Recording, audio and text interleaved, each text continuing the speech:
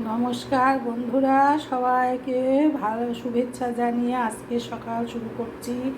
আজকে এই দেখুন চাল কুমড়োর খোসা, সেটার ভর্তা বানাবো। আপনারা চিংড়ি মাছ দিয়ে সুন্দর করে ভর্তা বানাবো, সাথে থাকুন। দেখুন এই কচি চাল কুমড়োর ভর্তা যে এত মজা হয় বন্ধুরা, সে আর কি বলবো। না খেলে আপনারা বুঝতেই পারবেন না। আমি যে রান্নাগুলো দেখাই সেগুলো আপনারা একবার হলেও বাড়িতে ট্রাই করবেন, এটা আমার অনুরোধ।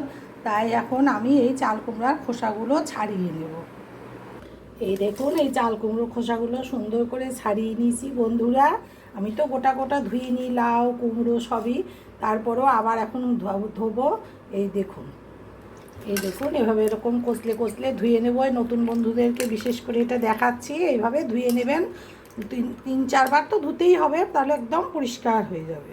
এই দেখুন এই চাল কুমড়োর খোসা সেদ্ধ হওয়ার জন্য এই এখানে জল বসিয়ে দিয়েছি। জলটা ফুটলে এর মধ্যে একটু নুন দিয়ে খোসাগুলো ধুয়ে দিব, মানে ছেড়ে দেবো এর মধ্যে সেদ্ধ হওয়ার জন্য। তারপরে এটাকে বাটবো। এবার এটা দেখুন, এই দেখুন আমার একদম পরিষ্কার ধোয়া হয়েছে, পরিষ্কার জল হয়ে গেছে। এবার এটা সেদ্ধ করবো।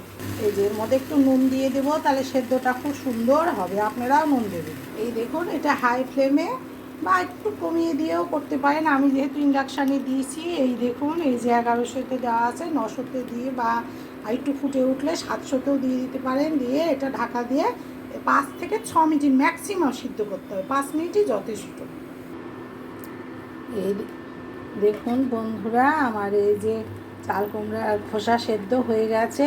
5-6 মিনিটও লাগেনি, 4 মিনিটে হয়ে গেছে। এখন এটা জল ঝরাতে দেবো। যে আমি যে চাল কুমড়ার খোসা আপনাদেরকে দেখিয়েছিলাম ভাপ দিয়ে, দেখুন বেটে নিয়েছি।